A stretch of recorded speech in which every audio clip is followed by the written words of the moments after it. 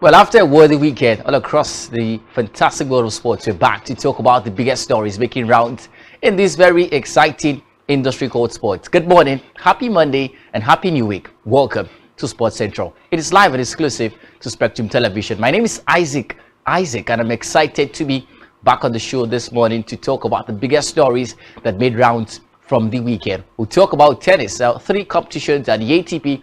We'll take a look at the winners. Carlos Alcaraz is not in the list of winners for over the weekend. We'll talk about the ladies, particularly Barbara Krejcikova was winner against one of the most informed tennis players on tour this particular year. We'll talk about the stories and so much more. We'll take a look at basketball, particularly the D Tigers, Nigeria's male basketball team, and how they performed over the weekend in the chase to qualifying for the FIBA World Cup. We'll talk football. All up, Manchester United, after 7 years, have now gotten a trophy to their name. We'll talk about that and so much more on the show this particular morning. Before we get into all of this talk, let's take you through the biggest stories making rounds in Sport Wrap-Up. It's time. Welcome.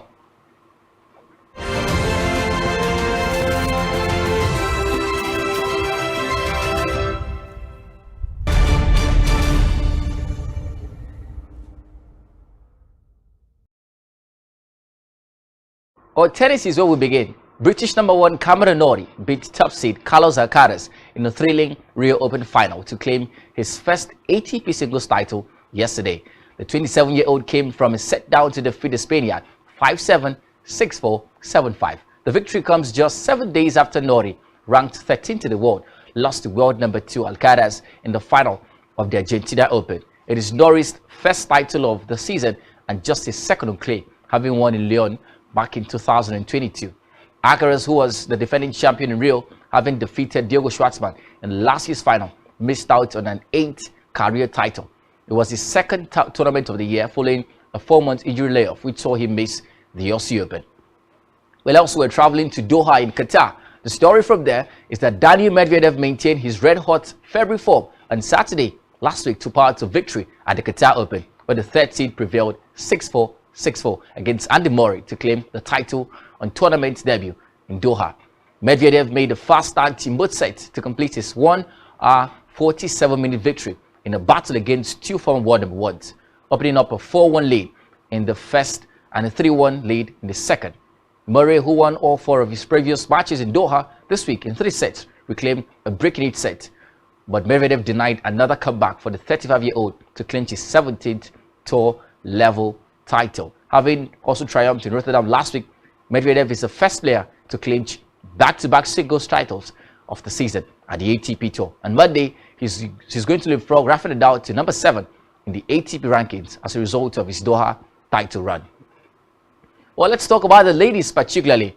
Barbara Krejcikova was a winner. She took home the first WTA 1000 title of her career, pulling off a 6-4, 6-2 upset of world #1 Iga Swiatek in the Dubai Duty-Free Tennis Championship singles final on Saturday. The former world #2 Krejcikova grabbed her first singles title of the year and 6th of her career with a 91-minute stunner of the top seed Swiatek. Krejcikova beat the world's top 3 players consecutively to clinch the title. Krejcikova becomes the 5th player to beat the top 3 ranked players at the same event. Well, let's talk about basketball. Nigeria's D Tigers failed to qualify for the 2023 FIBA World Cup after failing to a 65-59 defeat at the hands of Angola in the final qualifying match. The Nigerian team had already been sent out of contention after Cape Verde had defeated Ivory Coast to secure the final ticket before tip-off. After wins against Ivory Coast and Guinea put them back on track, the D Tigers needed to defeat Angola and hope that results elsewhere went their way to reach the FIBA World Cup. Well, before tip-off, the Nigerians realized that they had no chance of making the competition as Cape Verde had defeated Ivory Coast to pick up the 5th and final African ticket. Nigeria misses out of the FIBA World Cup after Cape Verde defeated Ivory Coast 79-64. Cape Verde, by the way, qualified for the first ever edition of the FIBA World Cup and will now join Ivory Coast, Angola, South Sudan and Egypt in the tournament in August. Well, finally, let's talk about football. Well, Nigeria's under-20 team, the Flying Eagles, will face Congo in the quarterfinals of the ongoing 2023 Africa Under-20 Cup of Nations in Egypt. Ladamboso's side finished second in Group A after defeating Mozambique 2-0 on Saturday night. Congo confirmed their place in the knockout round after a goalless draw against Central Republic in the final group on Sunday night. The Congolese finished in second position behind Uganda. The quarterfinal fixture will be played at the Suez Canal Stadium in Ismaila on Friday, March 3rd. Victory in the game would see the Flying Eagles secure a place in the 2023 FIFA on the 20 World Cup rather. But that's it for the series. To track it right now, we'll take a short break. When we come back, we'll have Blind in the Game join the conversation, and together we'll do justice to what's in the plate. Please stick around. Right back in a jiffy.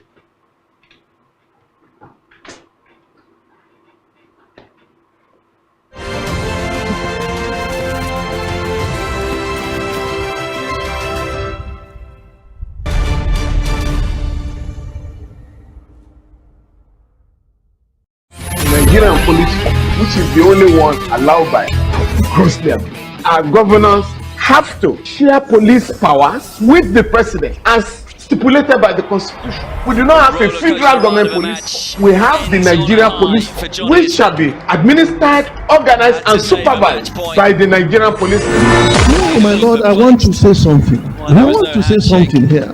Perhaps it might also enlarge the scope of people who should be invited here for examination. My lord, if we cannot find those who literally murdered Abiola, who are those people who could be said to be the beneficiaries of the death of Abiola? Rogers has linked you with some of the killings he did. He never did.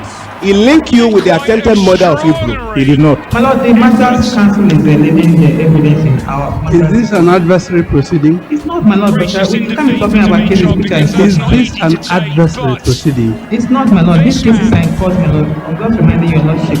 My lord, sorry, my lord, I think I'll be in cross-examination. Legally Speaking, a program that deals with legal issues and questions we face as citizens of this amazing country, Nigeria. Legally Speaking. Join us every Friday from 5 p.m. to 6 p.m. for Legally Speaking. One truth not often told is about the transformation that Africa has undergone in recent decades. Africa is shaping its own destiny and should be referred to as the African opportunity. On Spotlight Africa, we paint the African picture the African way, laced with truth, detail, and the color of the African continent. Join Uyai Anyekan every Tuesday and Thursdays at 4:30 p.m. Spotlight Africa, telling the African story. That's exquisite. Do not underestimate the values of short voice.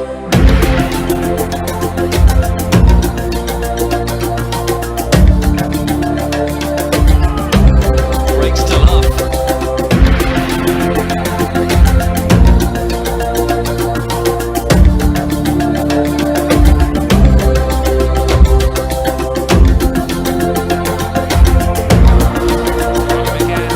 Putting him into an area that he does not like.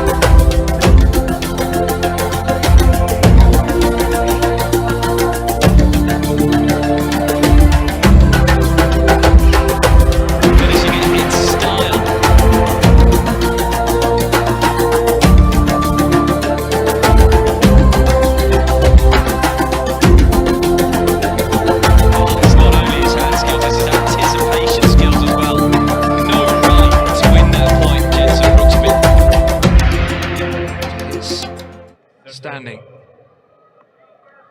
Should be making that error.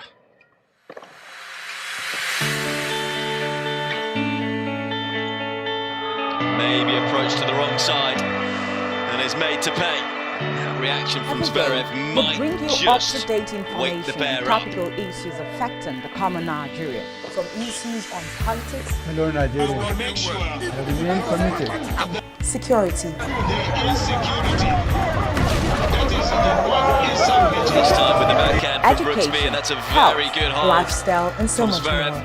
Join Love Janice 30 Coburn down. and Uyai Anyekan every weekday from 7 a.m. to 9 a.m. on Rise and Shine Daily, exclusive on Spectrum Television. More high-level tennis from both players.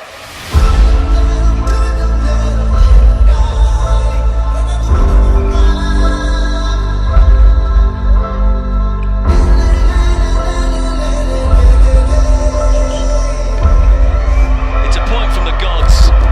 Absolutely extraordinary.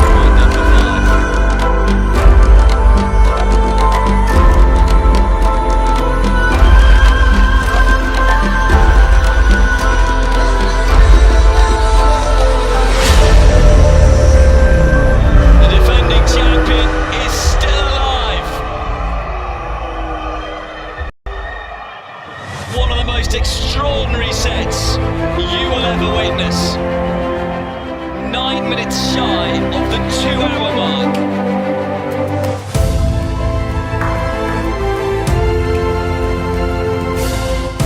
Oh, it's amazing. It's out of this world from Sassi.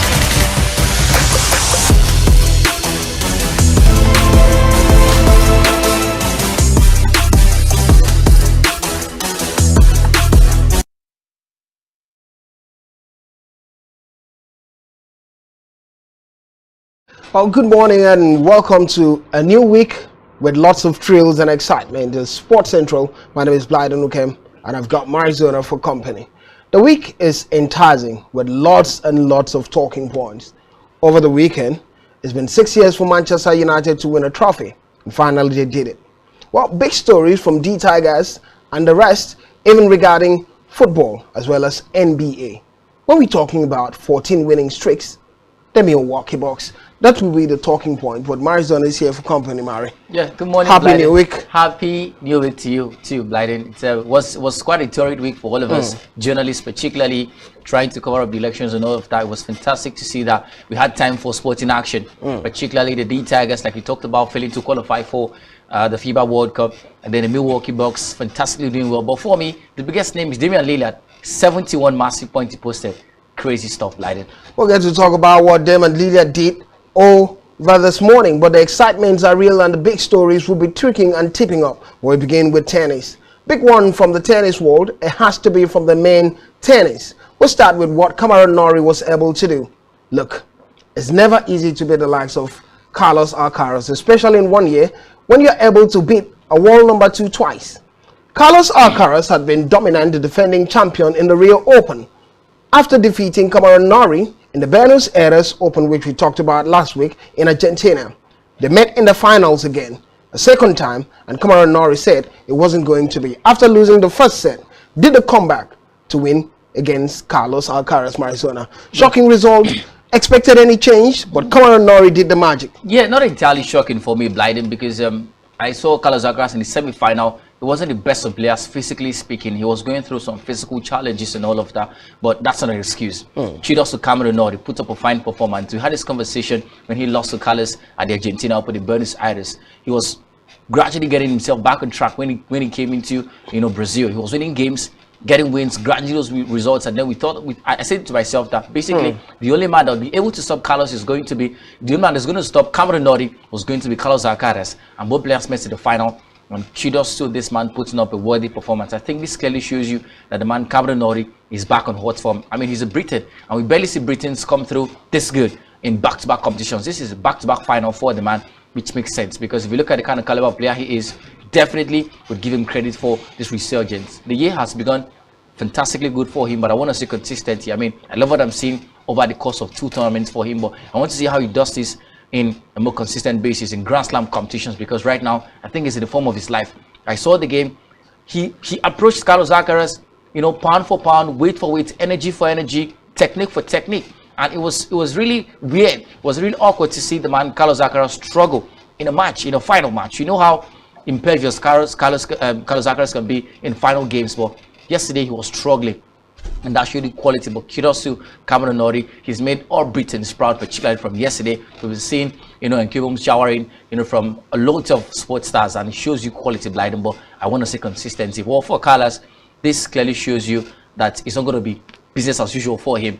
Players are coming up that are trying to figure him out, and that's the story from here. Well, there were concerns for Carlos Alcaraz, especially in the second set, after having that strap around his knee, close to his knee slaps, and the concern were that of probably potential injury. But he was leading at some point, but couldn't go all the way to win it. And for Cameron Norrie, the excitement would be having a second win this year against a world number 2. First, it was at the United Cup against Rafael Nadal, who was a world number 2 at the time.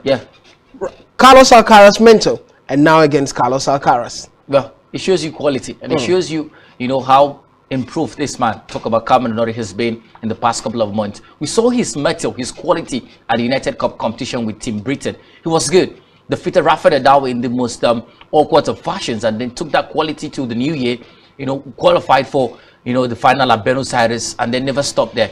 came into Brazil with that energy, with that momentum, built it all the way to the final. And I knew that it was going to be difficult, but a lot of people would say that the turning point for the game yesterday, was, that physical challenge that Carlos got, the strap on his knee and all of that. But I don't think it's entirely an excuse. You have to give kudos to Cameron Norrie. He was quite fantastic. He showed energy, showed class all through this particular game, and it shows you quality. This is his 5th tour level title, and that shows you quality. Back-to-back finals for him. I love what I'm seeing. I want to see him do it consistently. I think right now he is the biggest hope of the British Isle right now, because Andy Murray sadly, lost in France. Let's go to France immediately. Yeah. Marizona. Yeah. It happened in France, as Marizona gave us a tidbit of it. Decent game it was, but Danny Medvedev, the Russian, showed some dominance against Andy Murray. Not many people would consider Andy Murray the top of top players to get to this level, but finally the hard work is paying off, and he got to the finals, but he was beaten 6-4, 6-4 in this one. An incident happened in this game, Marizona, just as it happened in the game where Iga Swiatek lost. Guess what happened? After losing the first set, second set, deep into the game, we saw Andy Murray look to the left with irritation at some point, and he said he heard a sound. And afterwards, he looked to the right. It was the same situation that he heard a sound. But guess what? The sound wasn't from anywhere. It was the opponent beating him, Medvedev. Well, that was interesting to see, particularly. Well, before we talk about Andy Murray, let's talk about Daniil Medvedev. Yeah. He's had a fine start to life this year. Especially in February. His form in February continues. He's now gotten another win, and it shows you quality. I had this conversation with a friend of mine over the weekend, and then we're talking about, how good this man can be. He's doing well, because you look at Andy Murray.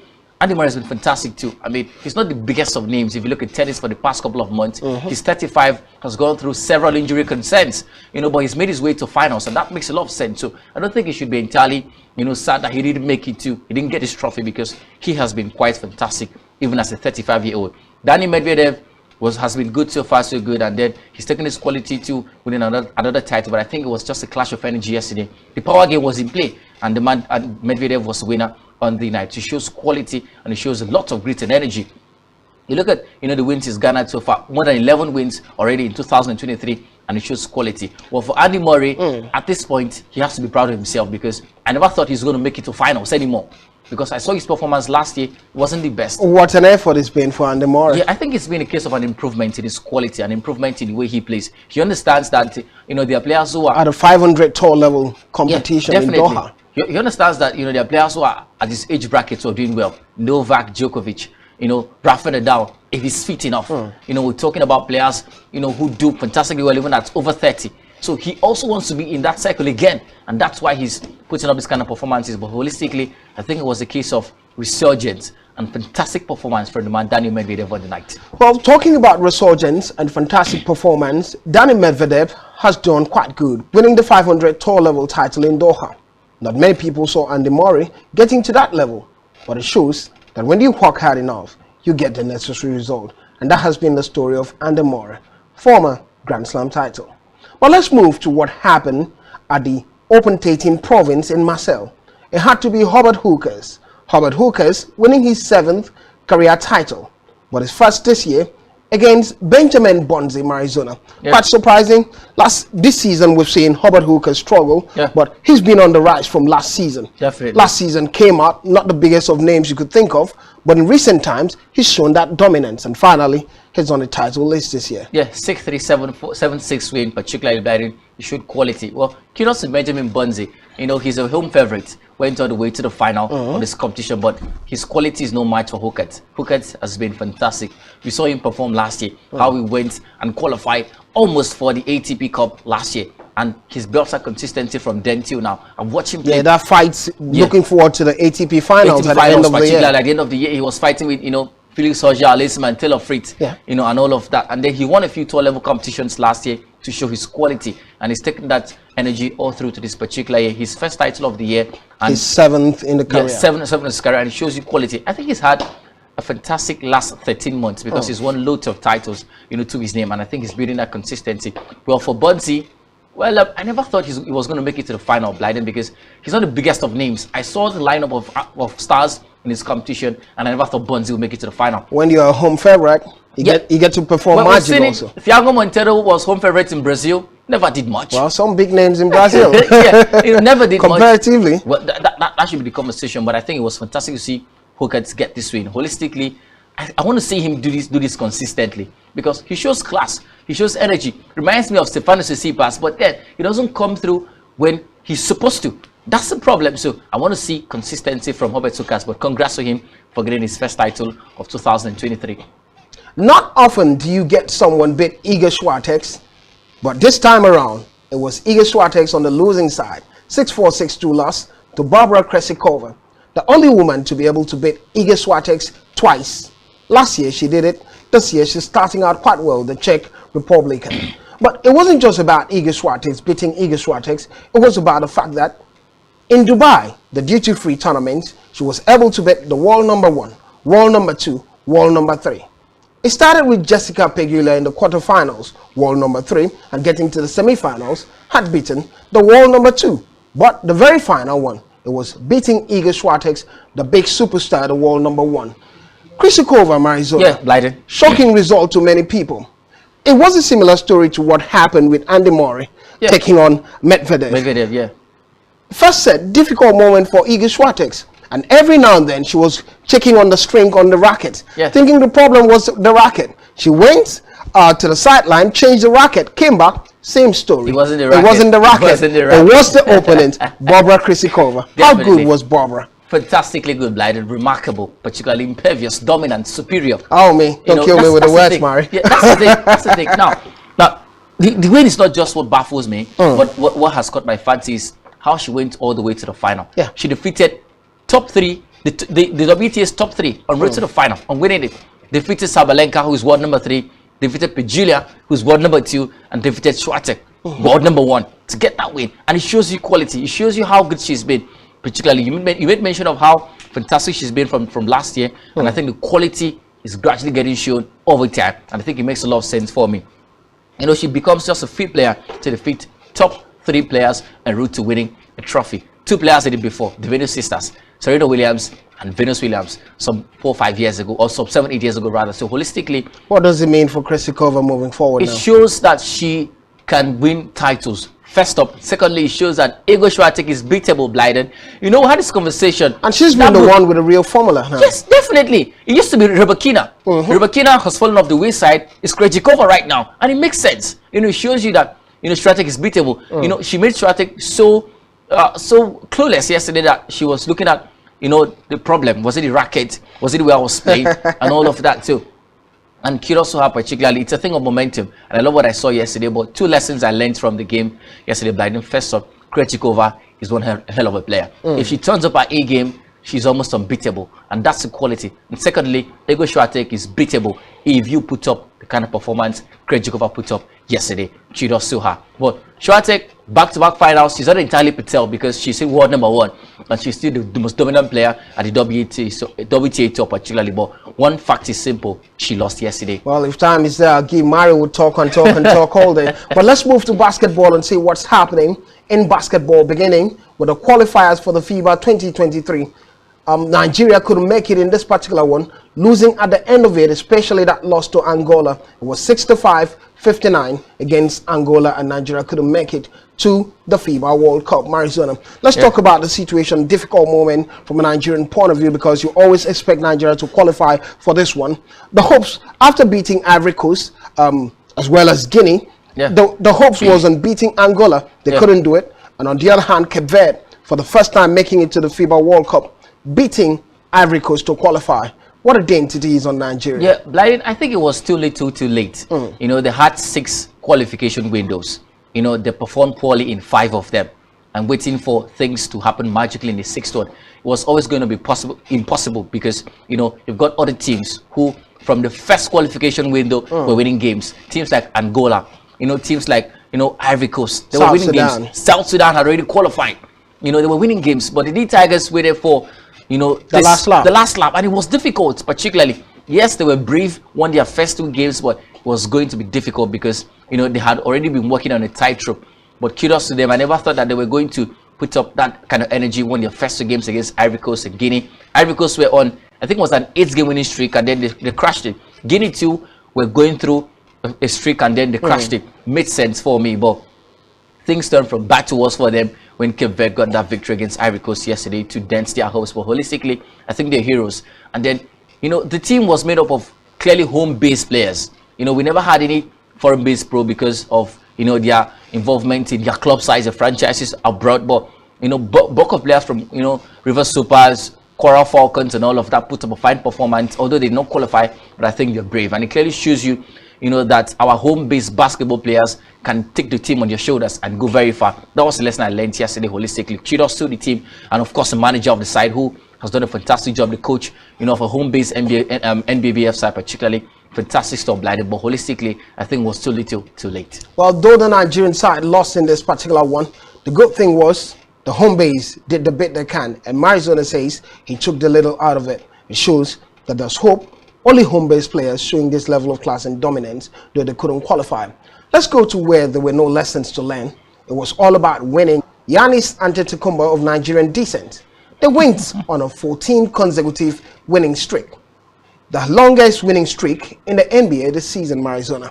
Yeah. What a winning streak it's been. Well, remember when we talked about the likes of Memphis Grizzlies having that winning streak, and at some point it was doing since before the All-Star games, the All-Star break, and then right now they've taken the quality right now. It shows quality. And I watched the way they play. They want to actually emulate the system at the Boston Celtics where they defend as a unit and attack as a unit, and they don't wait for a key star to come to the team to win. It was a holistically fine performance from the Bucks yesterday. They put up a really good performance. If you look at the indices, you know, on the night, defensively they were good, offensively they were good. 14 games right now on the bounce, winning games, and it shows you quality. I think they're prepping themselves up for the playoffs because we've seen them the past 2-3 seasons.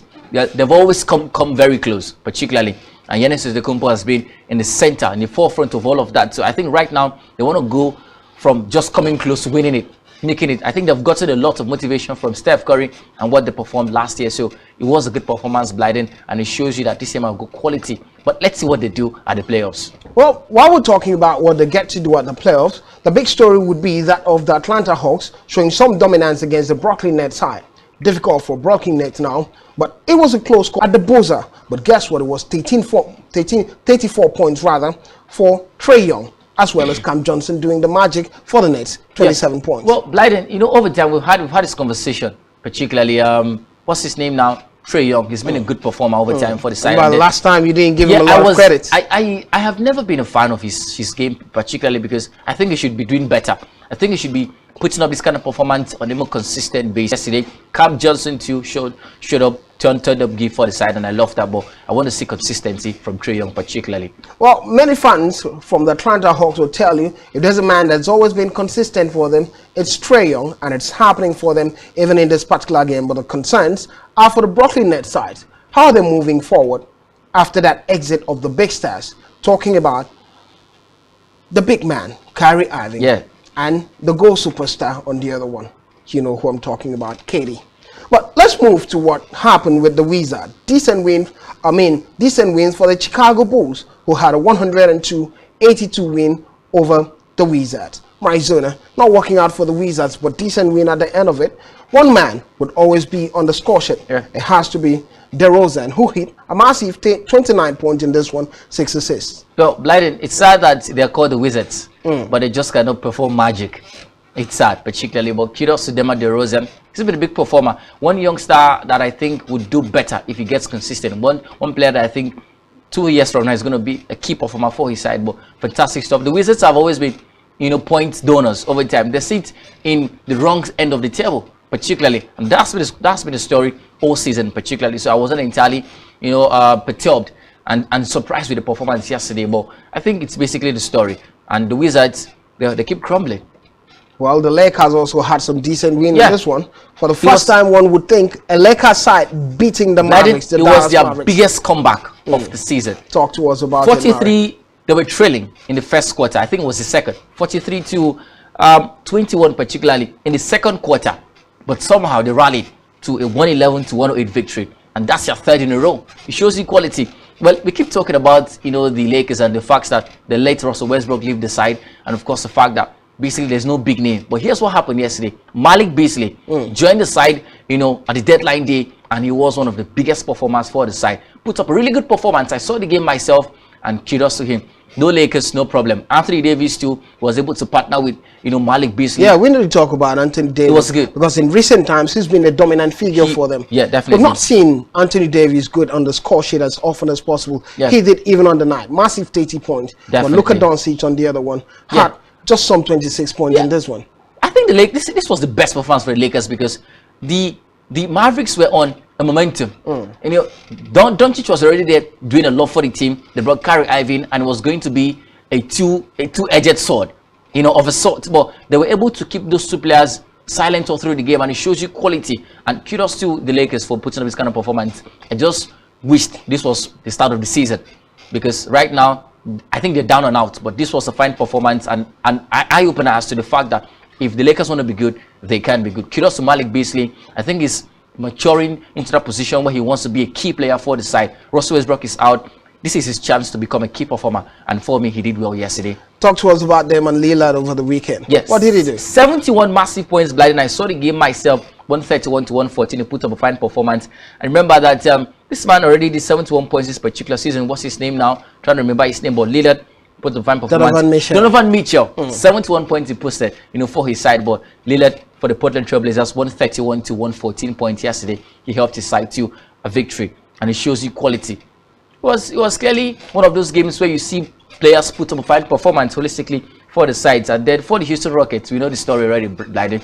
It's been a downturn in terms of form. No big name for them, and that's been the story. But holistically, it was a fantastic performance from Damian Lillard. 71 massive points he posted. When Marizona describes a downturn with a hand saying it was a downturn, you know it was really a downturn. It was really a downturn. But let's get to talk about where there was no downturn. But the guys had some marvelous time winning and celebrating. It's been 6 years they've not won a trophy. I'm talking about Manchester United. Let's move to look at football when we return from this break.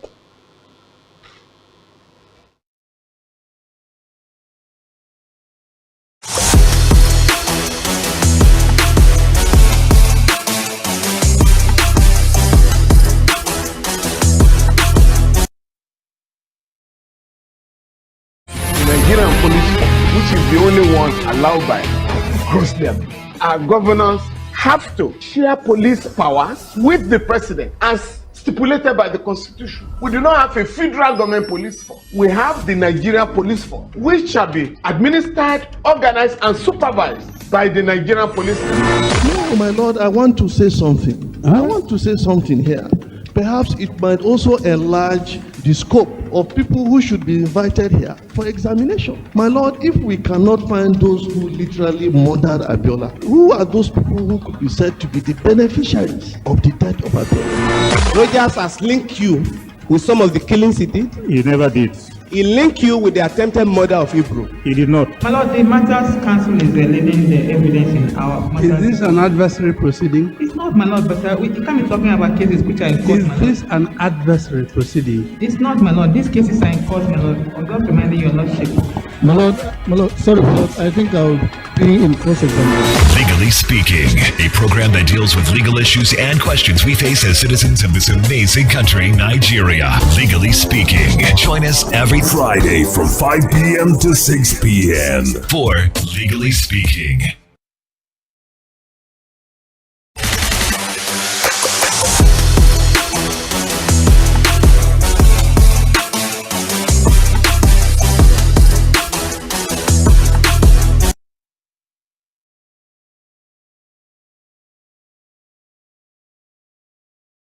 Well, welcome back. It's a decent time to look at what happened yesterday. The celebrations were up and the excitement has been wonderful for some of the biggest club sides in the world. But we won't be starting with what happened in England.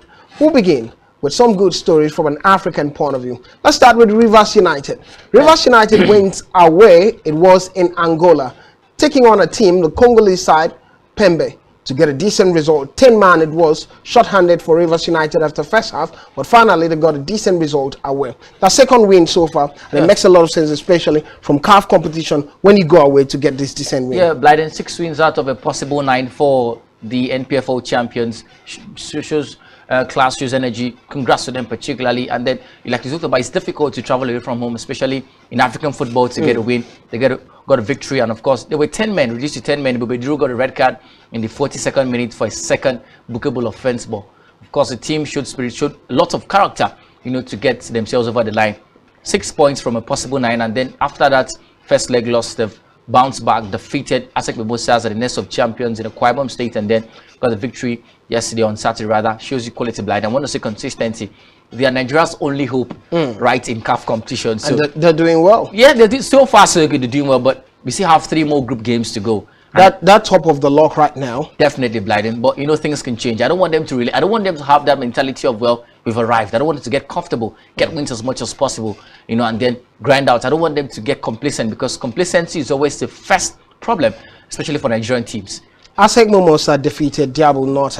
Yeah. Massive 3-0 it was. Yes, it leaves the group open and Quite gives open right now. Rivers United some level of cushion, because they are the only team with 6 maximum points so far so good in the competition. But fantastic performance for Rivers United. I love what I saw yesterday, and I think that one key feature of this team is character. They showed energy, and they need to be commended for that, Biden. Well, talking about commendation and opportunities in sports, the Flying Eagles had a decent win in the qualification process in their group stages of the competition at the AFCON under 20.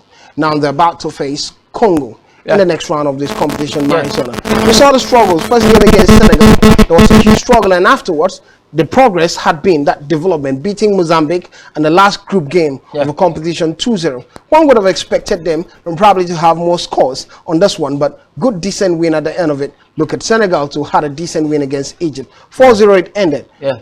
Flying Eagles now taking on the Congolese side. What are expectations? Well, Blyden, first up, a win is a win. Kudos to the Flying Eagles. A fantastic performance after having a slow start to life in the competition, losing to Senegal, getting themselves back up, defeated Mozambique, and of course got a victory over the weekend against, I think, a very tricky side in Mozambique. What do you call them now?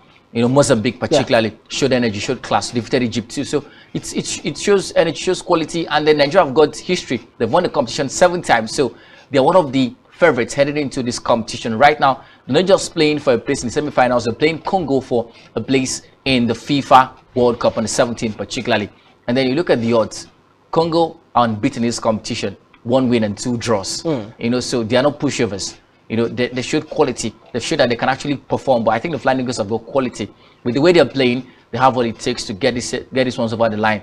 Key performers, like Solomon Agbalaka, Daniel Daga is back with the side, Ahmed Abdullahi, the striker. I mean, stars who are ready to shine. I want to see quality Blyden. I love to see, how they take this energy from here. I want them to win. Get to the semi-finals, win the semi-finals, get to the final, win the competition, and qualify Nigeria for the under 20 World Cup. Kudos to them for the wins over the weekend. Ebube Duru was red carded before the halftime mark, and it would affect the team moving forward. But let's look at that was a game between Rivers United rather.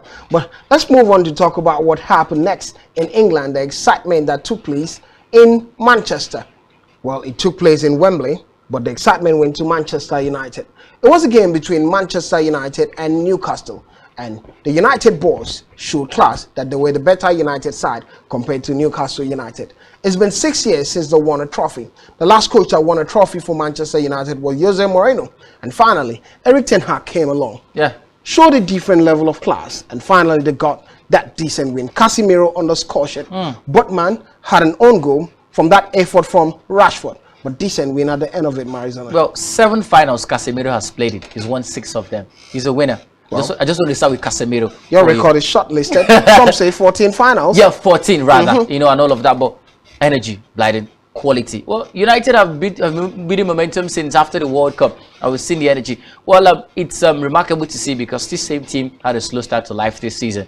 The Ronaldo issues, and who would best center back and all of that. But Ten Hag has been able to find a system that works with the boys. He's been able to make everybody happy in the team. Nothing as interesting as fantastic as winning a trophy, midway through the season. So congrats to Manchester United. Marcus Rashford also scored again to continue his fantastic goal scoring run for the team. It was a holistically good performance from Manchester United, and I think I'm happy for them, from a neutral perspective, because I saw when they started the season on a very sad note, but they've been able to take all of that behind them, and kudos to Ten Hag. That man has come into United, has made that team his own, and that is beautiful to see. Chelsea lost to Tottenham, and it's still counting. How many losses now? I saw the gloom in your face, Blyden. Chelsea lost to Tottenham. You were so emotionless. Well, probably I was looking at your reaction. Well, Blyden, considering that defense you had last week over Graham Potter and his stay at Chelsea. Well, Blyden, I think at this point, I don't have any defense. I've sold my defense. But that's by the way. Chelsea.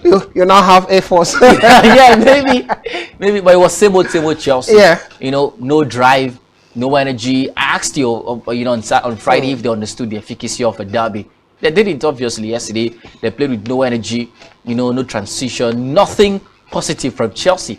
And Graham Potter was talking too much, from after the game, talking about how they give everything. Come on, that is mediocre mentality for me. But sadly, it's a story. 2 wins since November. Well, the struggle continues for Chelsea, Blyden. Well, the struggle continues for Chelsea, and it's sad from a Chelsea point of view because it's quite difficult. Many are wondering what the problem is from a Chelsea point of view, but many have the answers to the problem. Let's say one man, Graham Potter, is the problem because they've got decent footballers. When I mean decent footballers, from all directions, decent footballers.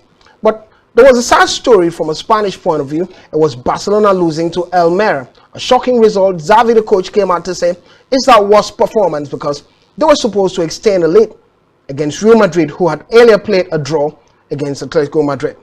But on this note, we're about to draw the curtain, but before we do that, big story, Benzema, Kylian Mbappe, and Lionel Messi are on the top 3 of those contesting to become FIFA Best Player of the Year. That's the story, and that's the outlook in today's edition of Sports Central. My name is Vladimir Kim, and Marizona has been doing the magic with me. Well, thank you, Mari. There's a line you didn't make today. The boys are hungry, and the men are ready. Well, the boys have grown now, and the men, when you're not hungry, you're not ready.